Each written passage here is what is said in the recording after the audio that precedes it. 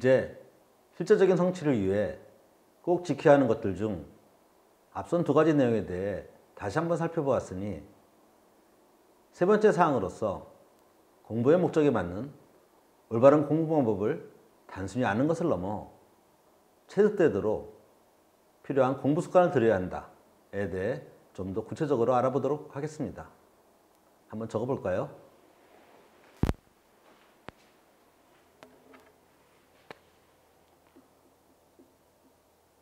세 번째,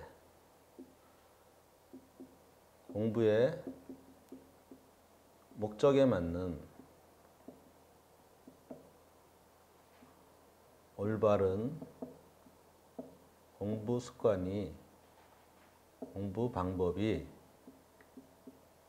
체득되도록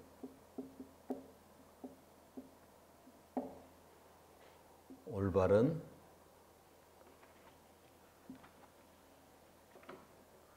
필요한 공부 습관이 들어야 한다.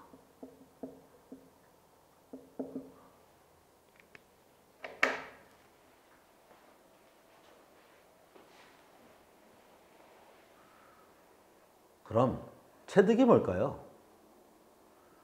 체득되려면 어떤 상태가 되어야 할까요? 쉽게 그 상태를 말해보자면 바로 남에게 쉽게 설명할 수 있을 정도가 되어야 한다는 것입니다. 이렇게 비유해보죠. 물건을 옮기는 방법을 알고 있지만 몸에 근육이 없는 사람이 물건을 한 장소에서 다른 장소로 옮기려면 무척 힘이 들죠.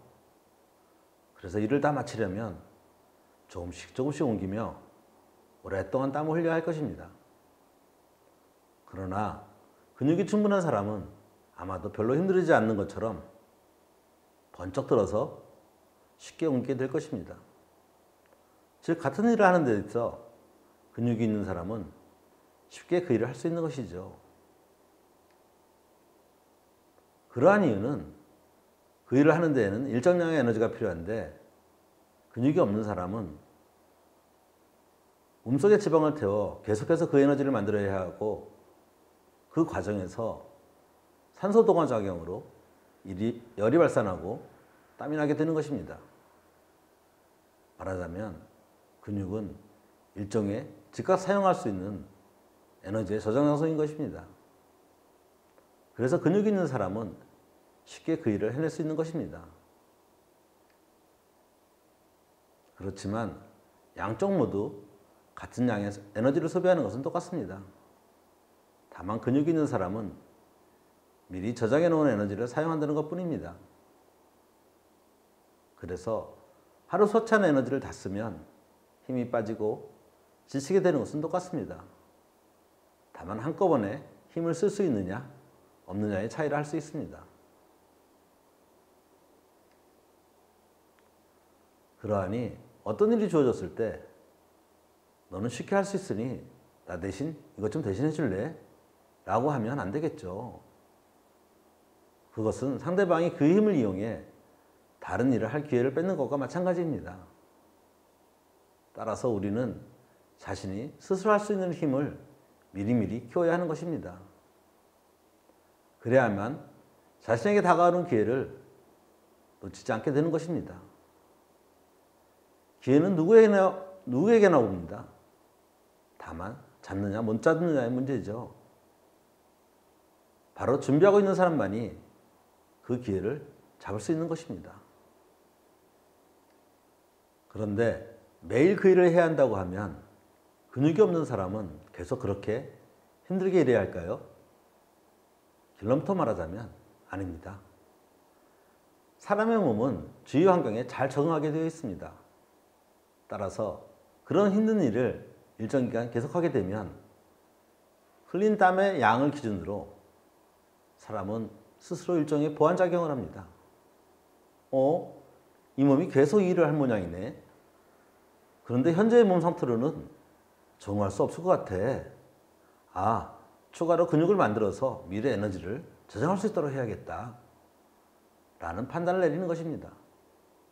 그리고 근육이 만들어지게 되는 것이고, 그 이후에는 이제 그 정도의 일은 더 이상 힘들지 않게 할 수 있게 되는 것입니다. 그래서 만약 누군가가 이제는 습관이 되어서 별로 힘들지 않아 라고 말했다면, 그것은 그 일을 하는데 필요한 에너지를 저장할 수 있을 만큼 이제 근육이 생겼다는 것을 의미합니다. 즉 열심히 일하면 사람의 몸은 능력을 향상시키며 그만큼 변하는 것입니다. 그게 바로 자연의 이치입니다. 이와 관련한 우리의 격언 중 땀은 나를 배신하지 않는다. 맞습니다. 비록 때로는 노력했지만 결과가 원하는 대로 나오지 않을 때도 있습니다. 그러나 자신이 흘린 땀만큼은 몸속에 물리근육 또는 사고근육이 생성된 것은 맞습니다. 그리고 그것은 능력으로 나타날 것입니다. 그러나 이 이야기를 반대로 뒤집어 생각하면, 땀을 흘리지 않는다면, 즉 요행으로는 절대 실력은 생기지 않는다는 것을 우리는 결코 잊지 말아야 할 것입니다.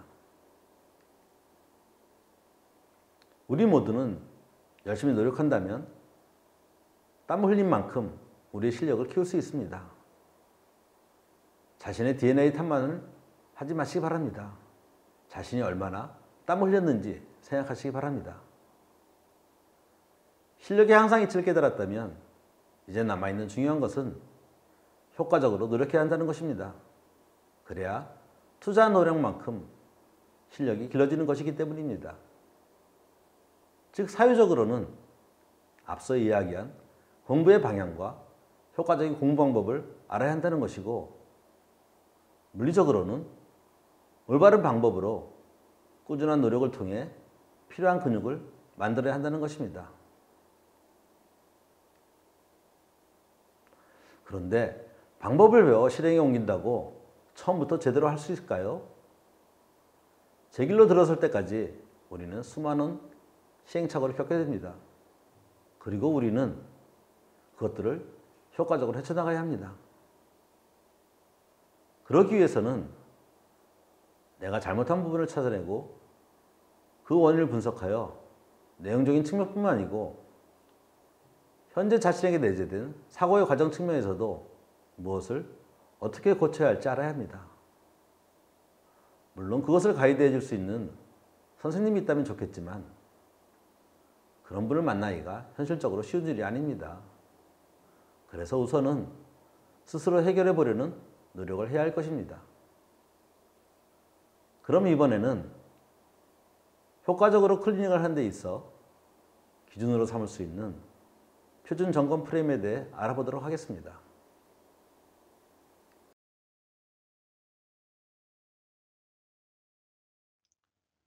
표준 문제 해결 과정을 알았다고 해서 처음부터 제대로 적용할 수 있는 것은 아닙니다. 그리고 문제를 제대로 풀지 못할 이유는 적용할 이론에 대한 이해 부족 등 다른 이유들도 많습니다. 따라서 배우는 학생의 문제를 틀렸다는 것은 어찌 보면 당연한 것이지 부끄러워할 것이 아닙니다. 다만 자신이 부족한 부분을 들여다보지 않거나 고치려고 노력하지 않는 것이 부끄러운 것입니다. 비유하자면 사람이 아프다는 것은 지금 어딘가 부족하니 어서 필요한 조치를 취하라고 몸에서 신호를 주는 것이니 부끄러워할 일이 아닙니다. 그러나 신호를 바꿔서도, 즉 조치를 취할 기회를 바꿔서도 원인을 찾아 치료를 하지 않는 것이 부끄러워야 할 일인 것입니다. 마찬가지로 문제를 틀렸다는 것은 자신의 부족한 부분을 고칠 기회를 잡은 것이니 다행이라 할 것입니다.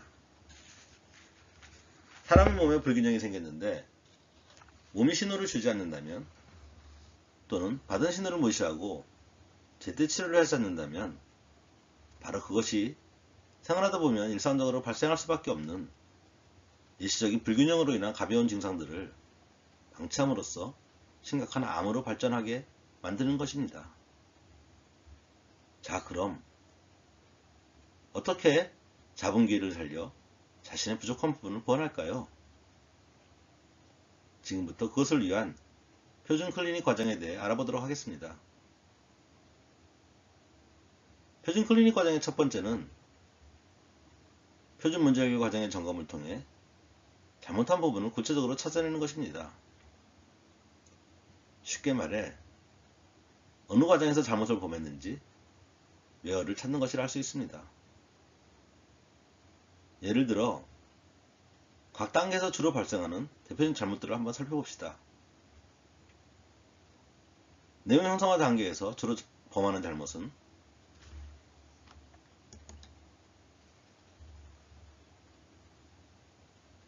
주어진 내용을 구체화하여 이용 가능한 형태의 식으로 표현해 놓지 않는 것입니다. 그러면 주어진 조건을 이용하지 못할 테니 문제 풀기가 어렵겠죠. 그리고 목표 구체화 단계에서는 주어진 목표를 구체화한 후 필요한 것을 찾아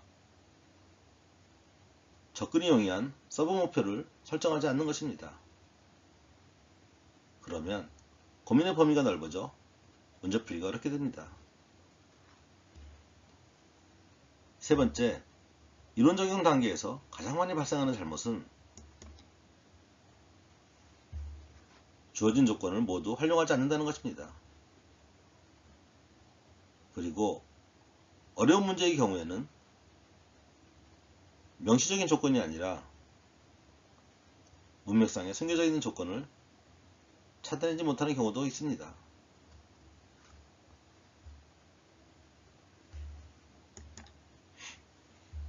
마지막 네 번째 단계에서 주로 발생하는 잘못은 문제풀이 과정을 제대로 적지 않아 실행 순서가 꼬이는 경우입니다. 자, 이렇게 문제를 틀리게 된 직접적인 원인으로서 어디를 잘못했는지 찾은 것입니다. 이게 클리닉을 위해서 첫 번째로 해야 할 일인 것입니다. 그럼 이제 표준 클리닉 과정 두 번째로 넘어갈 차례입니다. 표준 클리닉 과정 두 번째에서는 찾아낸 잘못으로부터 그것을 발생시킨 원인을 찾는 것입니다. 그래야만 잘못을 발생시킨 원인을 찾아 그에 맞는 적절한 조치를 취함으로써 자신의 부족한 부분을 보완할 수 있을 테니까요. 즉, 행동의 변화를 주려면 뭘 잘못했는지에 대한 인지를 넘어 왜 잘못했는지, 그리고 같은 잘못이 재발하지 않도록 하려면 무엇을 변화시킬 것인지 찾아야 합니다. 그래야만 뭔가 다른 결과를 기대할 수 있기 때문입니다. 행동의 변화가 없다면 상하는 결과의 변화도 없습니다. 그리고 변화의 방향이 맞다면 우리는 변화의 노력에 따른 최적의 결과를 기대할 수 있게 됩니다. 바로 구체적인 행동 변화를 주기 위해서는 웨어를 통해 Y를 찾아내야 하는 것입니다.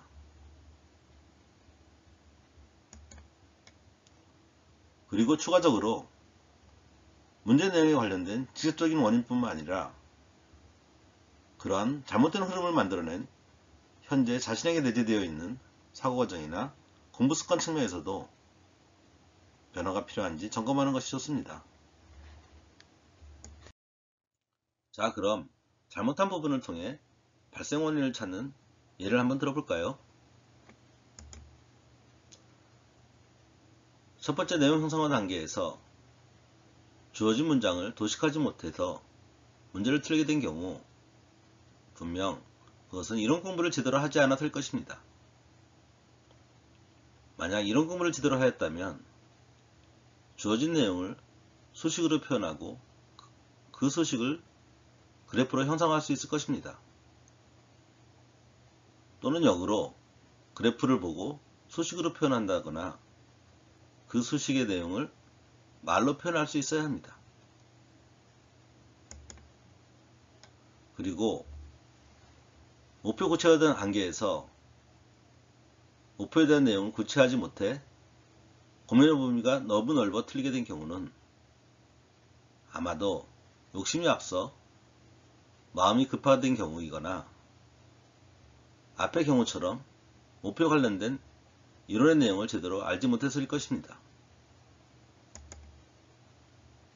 그리고 세 번째 이론 적용 단계에서 주어진 모든 조건을 이용하지 않음에 더 틀리게 된 경우는 아직도 유형별로 문제풀이 방법을 이어서 푸는 것이 익숙해서일 수도 있고,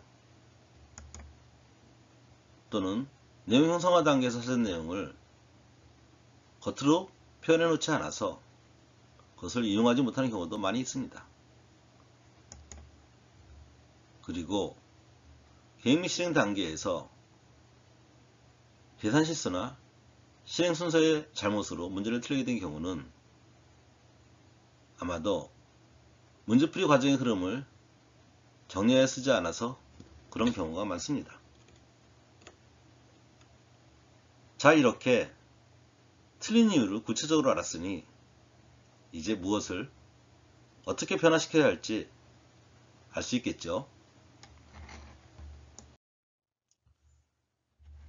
표준 클리닉 과정의 세 번째는 원인에 따른 변화 조치를 통해 부족한 부분에 대한 실질적인 보완을 하는 것입니다.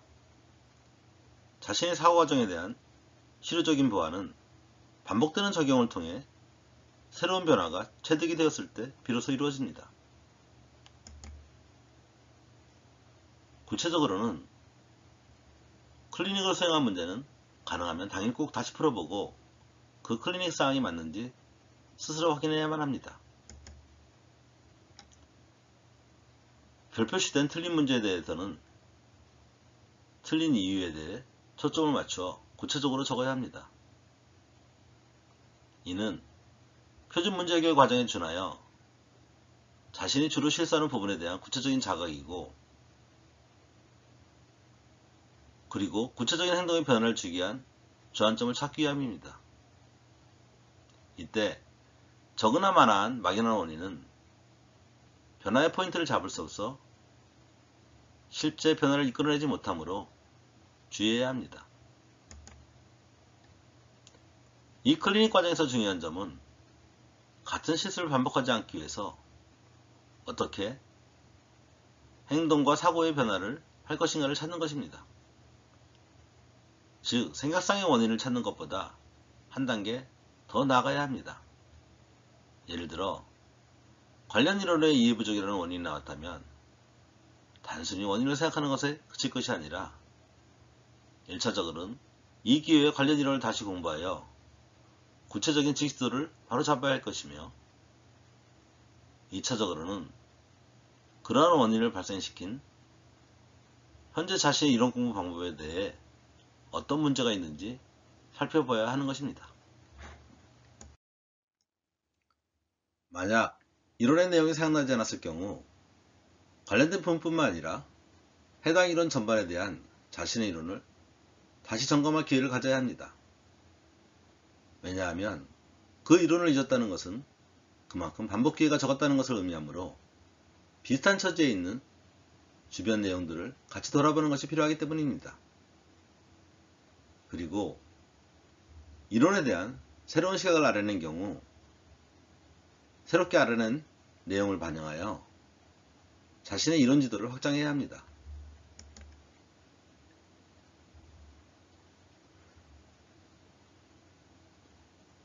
일련의 논리적인 사고 과정에서 발생하는 이유에 대해서는 어느 과정에서 자신이 반복적으로 실수를 하는지 인지하여 다음 문제풀이 시 반영하도록 해야 합니다.